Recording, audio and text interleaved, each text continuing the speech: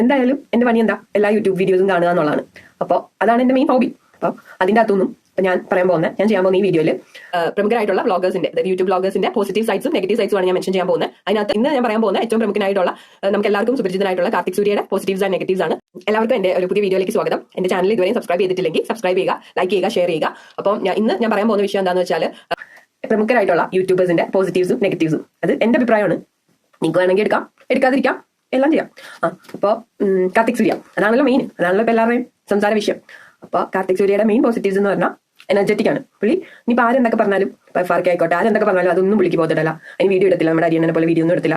പുള്ളി നല്ല എനർജറ്റിക് ആണ്, വളരെ നല്ല രീതി മുന്നോട്ട് പോകുന്ന ഒരാളാണ്. രണ്ടാമത്തെ പോസിറ്റീവ്, പുള്ളി പെരുമാറുന്നത്, പുള്ളി അതായത് ഓരോ ആളുകളോട് ബിഹേവ് ചെയ്യുന്നത് ആ ഒരു ലെവലിലാണ് പുള്ളി എപ്പോഴും ബിഹേവ് ചെയ്യുന്നത്. ഇപ്പം സ്ത്രീകളോടാണെങ്കിലും, അല്ലെങ്കിൽ ഇപ്പോൾ കുട്ടികളോടാണെങ്കിലും, അല്ലെങ്കിൽ ഇപ്പോൾ ഒരു സാധാരണക്കാരനായ ഒരു മനുഷ്യനോടാണെങ്കിലും പുള്ളിയുടെ ആ ഒരു രീതിയിലൊന്നുമല്ല, അത് നല്ല മാന്യമായ പെരുമാറ്റം. അത് തന്നെയായിരിക്കും എല്ലാവരെയും ഇത്രയും വലിയ ശത്രുക്കൾ ഉണ്ടാവാൻ കാരണമാകുന്നത്. കാരണം പുള്ളിയുടെ ആ ബിഹേവിയർ അങ്ങനെയാണല്ലോ, പുള്ളി ബിഹേവ് ചെയ്യുന്ന അങ്ങനെയാണല്ലോ.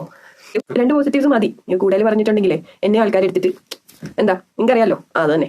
അപ്പോൾ പിന്നെ പുള്ളിയുടെ ഏറ്റവും വലിയ നെഗറ്റീവ് എനിക്ക് തോന്നിയിട്ടുള്ളത്, പുള്ളിയുടെ കൂടെ നടക്കുന്നവരിൽ ആരെയൊക്കെ ട്രസ്റ്റ് ചെയ്യാം, ആരെയൊക്കെ ട്രസ്റ്റ് ചെയ്യണ്ട എന്നുള്ള കാര്യത്തിൽ അത് പുള്ളിക്കാരന്റെ ഒരു നെഗറ്റീവ് ആയിരിക്കില്ല, പുള്ളിക്കാരന്റെ ഒരു വീക്ക്നെസ് ആയിരിക്കും അത്.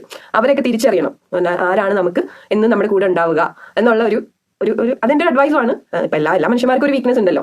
അപ്പൊ അത് കാർത്തിക് സൂര്യയുടെ ഒരു വീക്ക്നെസ് തന്നെയാണ്. നമ്മൾ കൂടെ ഇപ്പൊ ഇത്രയും ഒരു പബ്ലിക് ഫിഗർ ആകുമ്പോൾ ആ ഒരു വീക്ക്നെസ് മാറ്റുന്നത് നന്നായിരിക്കും. കാരണം നമ്മുടെ കൂടെ നിൽക്കുന്ന ആരെയൊക്കെ നമുക്ക് ട്രസ്റ്റ് ചെയ്യാം, അല്ലെങ്കിൽ ആരോടൊക്കെ എത്രയും ഒരു ലിമിറ്റ് വെക്കുക എന്നുള്ളതാണ് എനിക്ക് തോന്നിയിട്ടുള്ളത്.